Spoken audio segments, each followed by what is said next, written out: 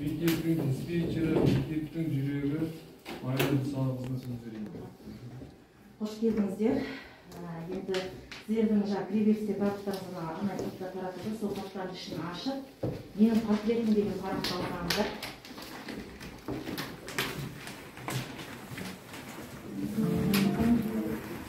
Енді барлығымыз ойымызды бір жерге жинақтап беріп назарымызды аударсақ, жалпы теориядан енді біз кішкене бойымызды сергітіп, ойымызды жинақтап, өзіміздің ортаға шығармашылық бір жағынан өнерімізді көрсетсек деп ойлаймын.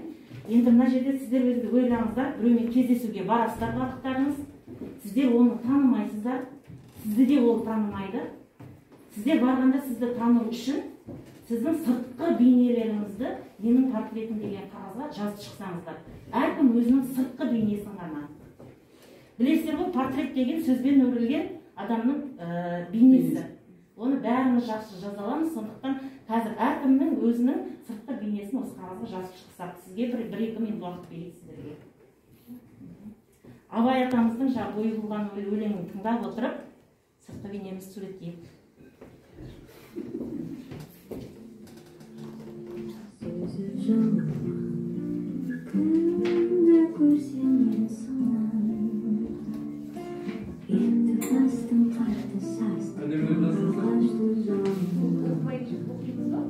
Жоқ, жаза беріңіздер сосын. Ama mendekte de akşam yapacağız.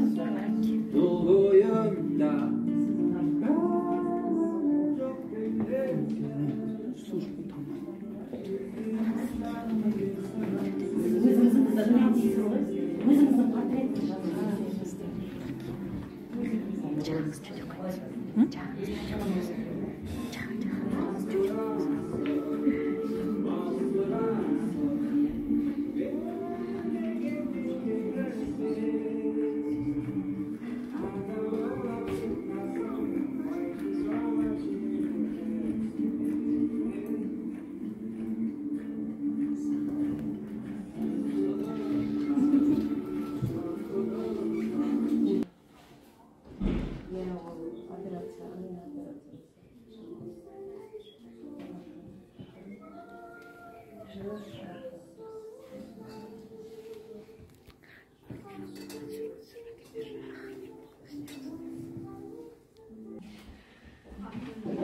Atışındayız bana, ben atışındayım. Pожалуйста.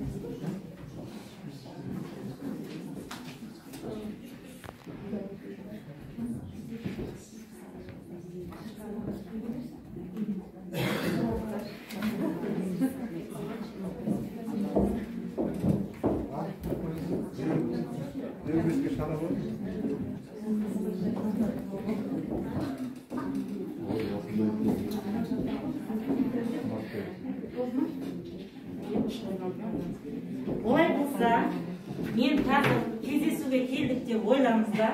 Мен осылардың ішінен 3-4 адамның портретін оқимын. Сіздер табыңыздар кім екенін.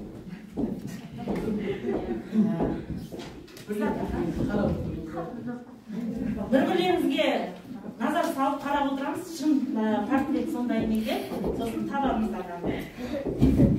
Жусаннан аласа, бетегеден биік, сенбе жұртқа қылса да қанша мақтап, әуретеді ішінен қулық сақтап. Өзіңе сен өзіңді алып шығар, еңбегіңмен ақылың екі жақтап деген ұстанымы бар. Істеген ісіне тиянақты болуға тырысатын, жауапкершілік өзінен де өзгеден де талап ететін жан екен бұл кісі. Мінездеме беріпті. Кім деп ойлайсыздар? Гаухар Аякбиев. Менің бойым орта бойлы, даусым бұлбұлдай, сайраған даусым бар дейді. Әр сөзімді өлеңмен өріп жүрген жерде шақыр сынап жүрді. Өлең деген сөзден танып қойдыңыздар.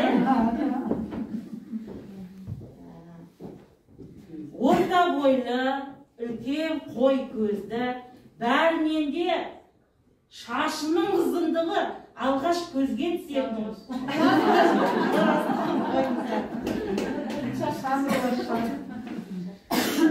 Мен орташа бойлы, толықша келген, қара шашты, жүрегім, жүрісім орта қалыпты, ақырын жүріп, анық басқанды ұнатамын дейді Фарида. Қалай біліп қоясыздар?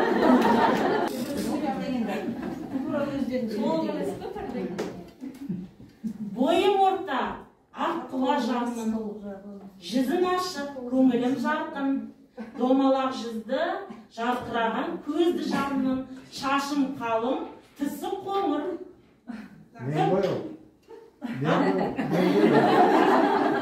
Амат ағай ма? Жоқ, Амат ағай емес ол. Назгүл сен емессің бе? Табыңызда. Сурет дегенде қараған әдемі екен деп отыр. Онда жас мамандардың ішінен шығады. Енді былай, соңғысын оқиын. Менің сырт келбетім ортаға тез орта бойлы, шашым қысқа, сары, көзім ашық, көкірегім ояу жанмын, мінезім ашық, ортаға тез сіңіп кетемін дейді. Жас мамандардан. Білмейсіздер ма? Енді жаңа сол бұл сатан толғанай дейді. Ал бір-біріміздің сыртқы келбетімізге қарап, бір-бірімізге баға беріп, жалпы ішкі жан дүниемізді, көңіл күйімізді шамалы көтердік деп ойлаймын. Ендігі бұл семинардың жалғасын мектепте акт залы жоқ. Сондықтан біз ауылдық клубпен тығыз байланыстамыз. Іс-шарамыздың бәрі сонда өтеді. Сіздерді сонда шақырамын. Оған дейін сіздер мына берілген жаңағы қалташаның ішінде кері байланыс парағы бар. 3 сұрақ деп аталады.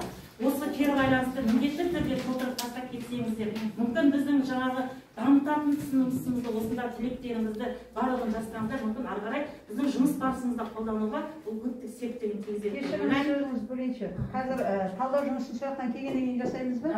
Осы жерге қайтып келеміз осы Жоқ, сол жақтан көреміз. Жоқ, енді қазір сол жақтан әдеби кешіп кетеді сол. Или өзіңдер қалдайсыздар?